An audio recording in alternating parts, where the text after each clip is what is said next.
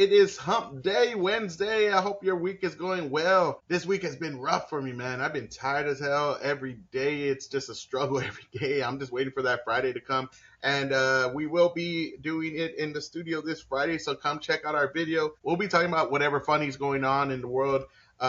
Anything that'll make us laugh. We're going to have some drinks. Come have some drinks with us on Friday. Afterwards, we'll probably go out and give all you can drink to somebody. So we'll let you know on the show. If you are in San Antonio, Texas, or you know somebody in San Antonio, Texas, send them to our show. We're going to tell you what bar we're going to. If we see you there, you come up to us, subscribe, and we will get you all you can drink on Friday. I hope everybody else is having an all right week and not struggling like myself. So we're going to get into some of the news I've been seeing and some of the craziness that's been going on. Everybody is losing their minds. Trump is out there doing a lot of good stuff that I like, but he's acting a fool with the Epstein stuff again, and it's going over and over and over the same old shit of him saying it's a hoax. It's not a hoax. We're going to investigate. It's a hoax. It's just all over the place. I don't know what he's doing. I don't know who's advising him to do this, but I'm assuming at this point he's just in it, and there's something that he does not want to be released. That's just the gist of it. I think all our politicians are compromised. I think Israel has a stranglehold on a lot of people, and they're just not going to let it out. It's just that's it, man. It's not going to happen. But I will continue, and I hope everybody else continues to push for it and just pressure him to the point where he has to release it. And we will see where it goes from there. But some of the stuff in D.C. that I've been seeing. Now, I'm going to go to my X account. I posted a lot of stuff, and I wanted to talk about this. It says right here, the National Guard has been officially deployed to Washington, D.C. And we see here, look at that shit. Crazy. Time to clean house, motherfucker.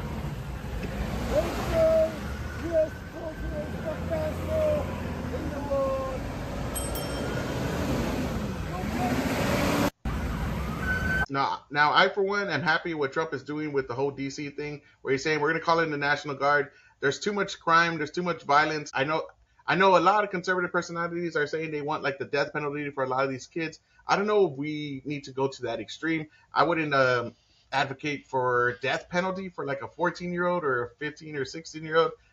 I do believe they should be in jail for at least 25 to life. I think they should be in jail for a good while. I do believe as well that they should be tried as an adult. A lot of these young people, and they recruit young people on purpose.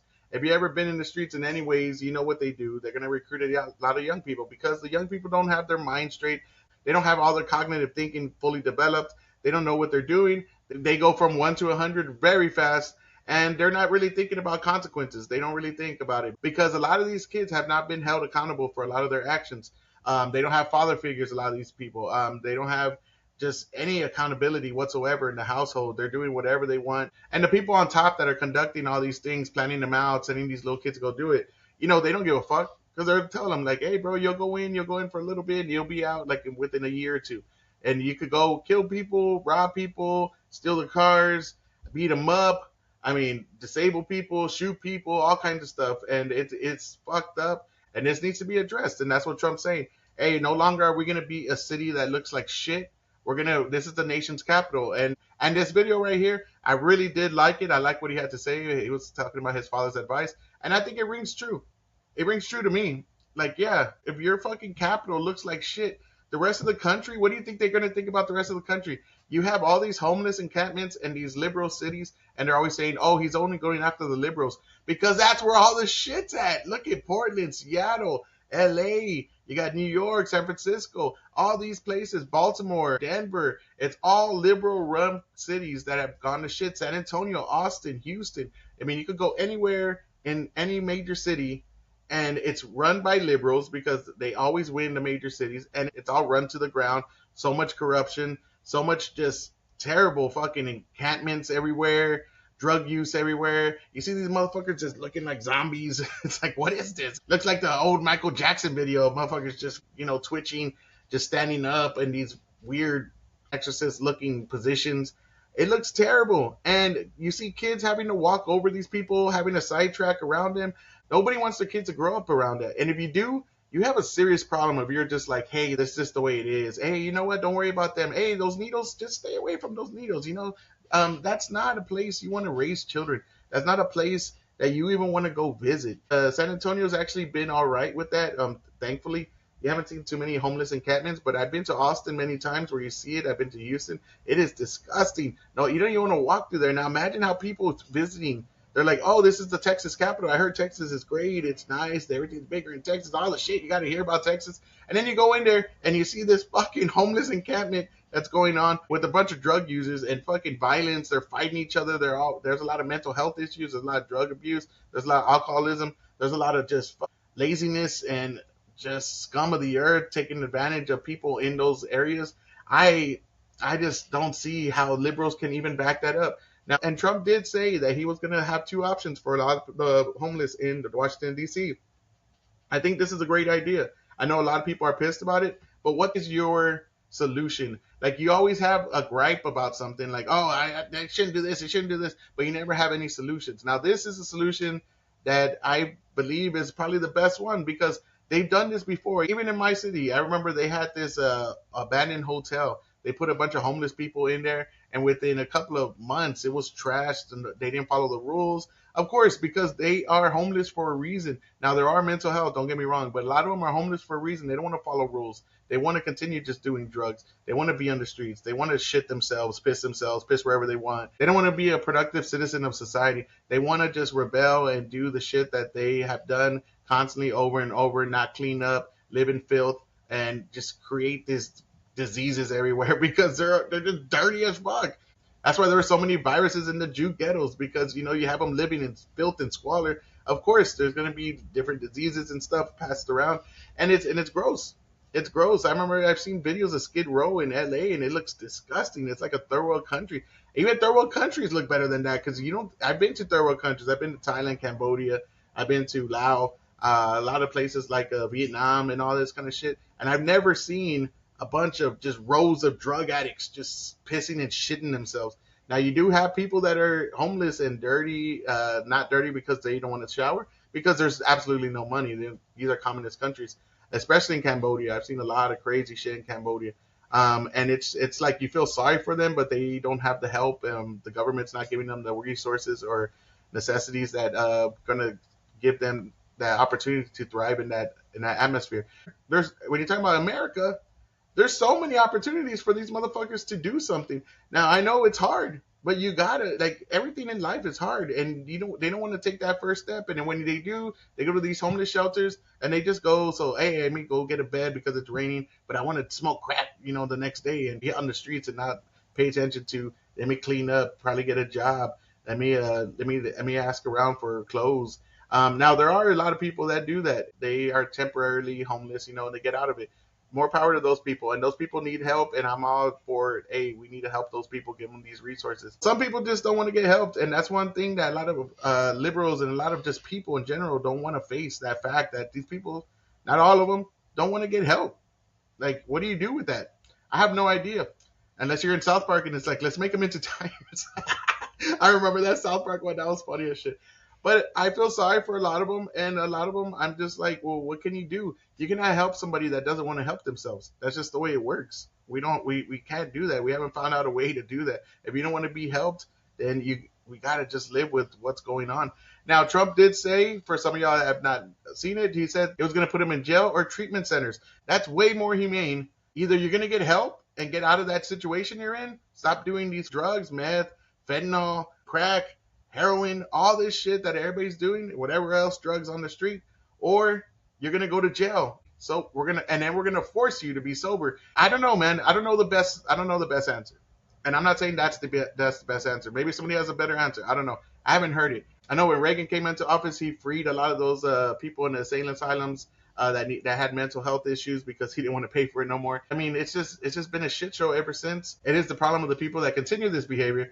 And all the people in those NGOs and everything else that are getting money, and then we just keep getting more homeless. We keep getting more homeless. I don't understand. The homeless population is just growing. It's not getting lower, but we keep putting money on it. It's just like the climate change. Just throw money at it. Just make a bunch of people rich, and then it will stop it. So let's go ahead and hear what Trump had to say about what his father told him. I thought this was pretty cool. He said, my father always used to tell me, I had a wonderful father, very smart, and he used to say, son, when you walk into a restaurant... Damn, Pam Bondi's looking like she wants to suck that dick. Look at that. She wants that orange fucking cock. Damn, I wish my wife would look at me like that. She's looking at him with that passionate eyes over there. Jesus Christ. Pete Hexett's all business. Look at him. I like that. I like that. A wonderful father, very smart. And he used to say, son, when you walk into a restaurant and you see a dirty front door, don't go in. Because if the front door is dirty, the kitchen's dirty also. Same thing with the Capitol. If our capital's dirty, our whole country is dirty, and they don't respect us. So it's a very good question, actually. All right, how can you disagree with that?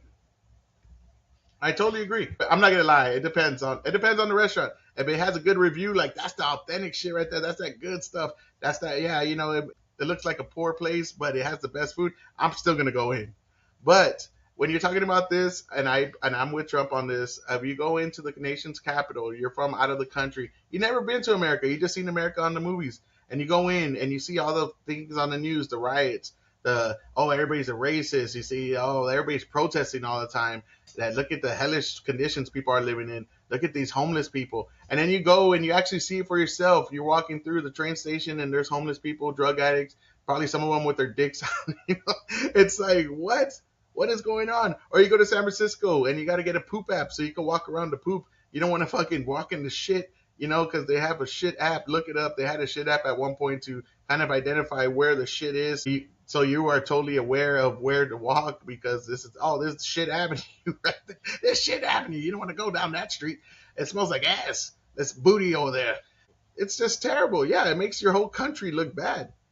It makes the whole country look bad. It's like that old saying, first impressions are the most important. And if your first impression is, hey, look at all the filth these Americans are living in, you're going to go back home and say, dude, America's fucking nasty, dude. God damn. I don't know what's going on over there. I didn't like that at all. It's like when I first went to Japan. I remember thinking it was clean, it was nice, and I remember thinking, damn, the people must love their country. The people must be very friendly, welcoming. Look how clean it is. Look how everybody's respecting everything. And if you ever go to Japan, you'll notice there's no trash cans. There's no trash cans. And there's no trash on the street. I mean, you might wake up in the morning in the party areas, there's trash in the street. They clean it up and it looks nice in the morning. But there's no trash. And everybody just does their part. And there's a lot of respect for their country, how they look and how they present themselves to others. They want people to look at them like, look at these people are well-mannered. They take care of their country. They actually love their country because if you really love something, you take care of it. And the way we're treating America, we don't love it. Obviously, when you're just throwing trash in the streets, if you're just shitting everywhere, pissing everywhere, you don't really love this country because you don't really care what happens to it. And people like me that have kids, we want this country to go on and be prosperous and have a better future for our children, not leave it in squalor and like, hey, son, I'm sorry, we kind of just didn't want to use restrooms somewhere. We didn't want to use restrooms somewhere. It was fucking nasty, we want just to shit wherever we're standing. Hey, let's take a shit right here. Let's fucking piss right here. And then, hey, why not have a bunch of drugs everywhere? Let's see where that goes. It can't really end that bad, can it? So let's go ahead and watch Judge Deneen talk about some of the crimes that are going on and why a lot of the times they don't get to see who are committing these crimes because of the loopholes that are going on in D.C. It's pretty interesting. Committed by young punks who think that they can get together in gangs and crews and beat the hell out of you or anyone else. They don't care where they are. They can be in DuPont Circle, but they know that we can't touch them. Why? Because the laws are weak. I can't touch you if you're 14, 15, 16, 17 years old and you have a gun. I convict someone of shooting another person with an illegal gun on a public bus in the chest. Intent to kill? I convict him. And you know what the judge gives him? Probation. Says you should go to college. That's ridiculous. We need to go after the D.C. Council and their absurd laws. We need to get rid of this concept of, no cash payout. I gotta say, though, that is ridiculous. I like the way Trump's just looking at her like, yeah, say it, bitch. Look at that face. Look at that face he gives. Look at that. Yeah, say that, bitch. Look at that. Look at this. Tell him what I told you. No cash bail. We need to recognize that the people no cash bail has failed. Are the law-abiding citizens, and it starts today. But it's not going to end today, because the president is going to do everything we need to do to make sure that these emboldened criminals understand we see you, we're watching you, and we're going to change the law to catch you. And my final note is this. These kids understand that the jurisdiction is through the state attorney general, Brian Schwab. I did a poster of the young man from Doge who was beaten bloody with a severe concussion, a broken nose. And then I did a poster of what happens to those kids, because I can't arrest them, I can't prosecute them. They go to family court, and they get to do yoga and arts and crafts. Enough. It changes today. Thank you, Mr. President. Oh man, she just went off. I like what she has to say. Yeah, the laws are weak, and the people that are prosecuting them are a bunch of Soros-funded liberal think tank motherfuckers that just think, hey, you know what? You know what'll help these kids? You know, you shot somebody in the chest the other day, you almost killed him, or you did kill him, but you know, some yoga and some arts and crafts will solve this. If we just show them we care, they'll change their minds about things, and then they'll be productive citizens. That's not how it's gonna work. They are emboldened. They don't fear the cops. A lot of people, you see, like in New York, I remember, I forgot how many it was. It's been a long time since I saw that statistic, but it was like a small subset of people that were getting arrested over and over. Like most of the arrests were just these little groups of people because of the cashless bail. Cashless bail has to be the ultimate failure. I mean, oh my God. You look at these videos, man. You look at these videos, and it's just even toothpaste, socks, they're all behind these little glass cases. And it's so insane that people would just be like, yeah, this is normal. This is normal. You know, hey, can I get a manager over here so you can open up that sock drawer? I need like 5 of those Hanes ankle socks. This is ridiculous. Like, what is this? We don't have that here because we don't have that shit in Texas. We don't have that. You can steal up to $999 or whatever that is. I think it's $1,000 that benchmark where you can't steal. And what did it do? They said, oh, it's gonna stop crime. It's gonna stop it because now we're not gonna arrest them, and we could kind of, you know, give them a ticket. They'll come to court and all that. But what did it do? It ended up emboldening these people. They start stealing more. And if you touch them while they're stealing, they'll sue you. You'll get in trouble. And then what it turned out to be is now you have these mass raids where the bunch of kids, and it's usually black kids, and it's not me being racist. It's just every video I've ever seen. You rarely ever see a group of white kids doing that or a group of Hispanics. You actually do see some Hispanics. I ain't gonna lie. I've seen some. I've seen some. And those fucking beaners, bro. You got to get them. You see all these motherfuckers just running in the store, grabbing a bunch of shit, and then running out. And that poor shop owner just getting totally fucked. Can't do nothing about it. There was one the other day where a shop owner actually shot back, and you see them scatter like a bunch of roaches that they are because they're a bunch of cowards. And yeah, you got to defend yourself. We're the rooftop Koreans when we need them. Get these goddamn Koreans and throw on some K-pop and just start blasting motherfuckers. I believe that you deserve to be shot if you are going to take somebody's livelihood like that. You cannot just do that and think you're going to get away with it. I'm not a fan of that. I think, yeah, man, it's game on at that point. I don't see how that's a thing. So I'm gonna show you real quick some of these things that I have seen on X and other videos, YouTube and everything else, where these stores that they're just fucking behind. You look at this. Look at this. Everything is behind glass because my local Walmart has been locking up more and more items behind plexiglass, including detergents, batteries, flashlights, certain toys, and baby formula. Even toys in my these little kids and these parents, man. Look at this. This is terrible. Look at this. Ever wonder why everything is locked up behind glass? I mean, just stealing fucking soap. I mean, come on. Look at this. Just taking. Guys, please stop. Now these look like some white dudes. Probably I know they're all covered up. Finally saw one of the white dudes. Endless videos. Again, like I said, I see a lot of black teens doing this. Just trash bags, duffel bags full of shit, just running out. We've seen this over and over. Look at this shit. And the security guard's just like, man, I ain't gonna do nothing. I ain't gonna get in trouble. Jesus. Look at this. Is this the kind of culture we want to have in this country? Is this what you want for your kids? That's Walmart. So many stores are leaving. Look at this right here. I remember I saw this one the other day. There are none to grab. You can't keep your tide on the shop. How bad is the shoplifting here? It's bad. We've seen it at pharmacies, so much stuff under lock and key, all an effort to fight the shoplifting epidemic, and scenes like these. Finally, some white But people. now Look at that. supermarkets are embracing the anti-shoplifting campaign. At Morton Williams in New York City, this sign says it all. Please contact a manager or an employee if you wish to purchase this item. Where are those things kept? Behind the register. Right now. Yeah, we've seen Some many of supermarket these. chains are We've seen reporting so a many of whopping these. Those are like little older one. Look at this one. Look at this. Bars. Why? What do you mean why? You know why? They've been getting stolen. Yeah, and let's talk about it. When did this all happen? This didn't happen before y'all decided to do that stupid policy where you're not going to charge anybody up to $1,000 of theft. This is when it all started happening. You never saw things. Look at this. You want to go? Look at that piece of shit. What a fucking scumbag, dude. God damn, these people are fucking scum. Okay, man. Hey, stop. These people are scum, dude. They are the worst of the worst. Look at this nonsense, bro. Also, Deodorant. laundry detergent is put away in cases.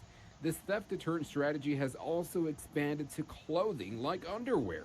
One Walmart in Berkeley, it has not one, two, or three, but at least Even belts. You look at that underwear, belts. This is ridiculous. None of this was not a thing when I was growing up, and there was theft, but not to this level. You didn't have gangs of motherfuckers running in with duffel bags, throwing shit in like it's a goddamn free for all. It reminds me of those old shows when they have that shopping sprees and they're just throwing shit in the carts and running around and putting it on the conveyor belt and running back out there and going on. We just have a free for all now. two or three, but at least 4 aisles in just the men's section with mostly undergarments locked up. They need us to press the button and wait for somebody to come. And then it takes forever.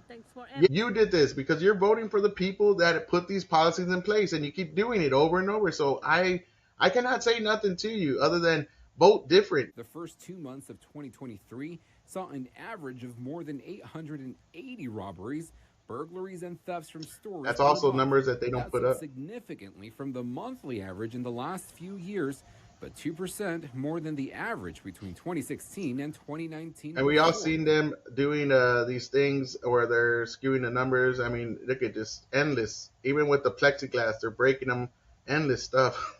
This is fucked up. Yeah, just endless things. Look at this. You already know these guys are up to no good. I mean, just looking at them, they're gonna steal everything, run out like fucking assholes, and that's what they do. Countless videos of just everywhere. San Francisco, Colorado. You have, I mean, everywhere that it's run by liberals, you see this over and over. So, what are the takeaways from all the stuff going on? Federalizing the Washington, D.C. police and bringing in the National Guard and seeing where it's going to go, if it's going to actually clean things up. Now, I'm sure a lot of these motherfuckers out in D.C. are scared. They're like, God damn, they're bringing in the troops now? Take them out. Put them in jail. Put them in jail for a long time. Make them hurt. Hold them accountable. And that's the thing. If you don't hold anyone accountable, you're never going to get positive results. You're going to continue to go down that path of just shit and just terrible crime and theft and robberies and rapes, beatings, and everything else that comes along with it. You got to find a way to hold these people accountable, because it's never going to work if you're just going to let them run wild, have cashless bail, and make our nation look like shit. So I want to end on this. There's even an MSNBC anchor, and it's MSNBC, the most liberal of the liberal. And it's like the people are just gaslighting you, right? Don't believe your lying eyes and your lying ears. The crime is down. But when you fucking have spiked crime to this maximum number, and then it goes down a little bit, they're like, crime is down. So it's like, oh, we're doing 35. We started off with 35 deaths per 100,000 people. Now we're at 27. We're doing fantastic.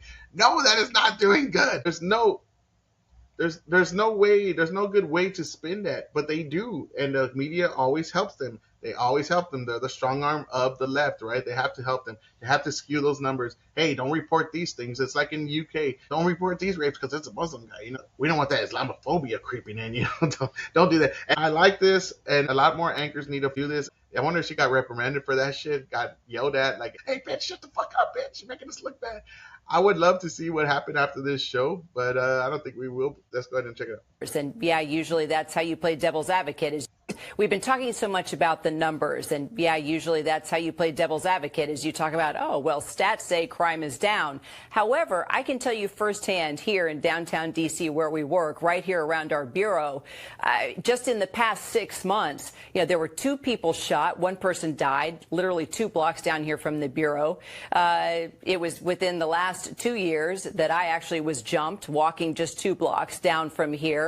And then just this morning, one of my coworkers said her car was stolen a block away from the bureau. So we can talk about the numbers going down, but crime is happening every single day because we're all experiencing it firsthand while working and living down here. You goddamn racist bitch, you bigot. How dare you talk about that? That's exactly what the left would say, right? Like, how dare she doesn't even know. She doesn't check her fucking privilege, that white bitch. And you can just imagine all the hatred she's got. Yes, she's speaking 100% truth. She is saying it with her own eyes, her own fucking lived experience, that she is seeing how crime is happening. She's gotten jumped. She's been a victim to it. I mean, what else do you need? We see this shit over and over. We see it in our cities, in our big cities. If you live in a big city, you've seen it. You hear about it, and then you see the numbers, and somehow they're like, what? How's things going down? I feel like it's going up. New York's going back to like the 70s New York, before Giuliani took over and actually got rid of a lot of things, stop and frisk, took the mob down. I mean, he should get credit for that. He used to be the country's mayor, as they used to refer to him. Now he's just a racist bigot, and he does do some crazy shit. But I mean, crazy people are the ones that change history. Those are the people that do that. Of course, like, you can't just be a regular person and change the course of a major city of a country or change history in a certain way. You got to be a little wacko, dude. You got to. I like that she actually shared that. Props to this lady. I don't know who she is. I don't watch MSNBC. But I like what she had to say, and I like that she came out of her little shell there and just said, hey, you're saying crime's down, but I don't see it. I see the opposite. And I hope more anchors and more people start to kind of venture out of their little bubble and explain to the people, hey, you're not crazy. We know you see this shit. And we know we're telling you different. We're telling you the opposite. But you're not going crazy. Because sometimes it feels that way. Are we going crazy? Because we're seeing all this on the news all the time. And I want them to actually come out and tell the truth. Be true journalists. Journalists is supposed to tell facts to the public. And if you are hiding those facts, then you're not a journalist. You're an activist. And hopefully we stray away from that. So like, share, subscribe, and follow. We are on multiple platforms. I want to see some of your comments. If you watch my video, if you like it, please let me know. If you don't like it, please let me know. We could talk about it, have a little debate, and just converse about what do you think about what's going on in DC? What do you think about what's going on around the world? Is there anything that you want to talk about with me? If you want to be on the show, let me know. We would love to have more people. I want to do more interviews than debates, to be completely honest. If you have anything like a story to tell, I don't give a fuck if you're the most famous person or you're the most, you're a janitor. If you have a story, I would love to hear it. Please come at me, message me. You can message me on Instagram. You can message me on X. And I would love to have you on the show. Every story is a good story to me. I love hearing stories. It's always fun to hear a lot of people's lived experiences. And it's a good time, man. We have a beer together, talk shit, and we'll go from there. As always, I'll see y'all tomorrow. I'll do a quick video tomorrow, and I'll see y'all Friday. And come have some drink with us. It'll be fun. Y'all have a good one, and have a good rest of the week if I don't see you. Peace.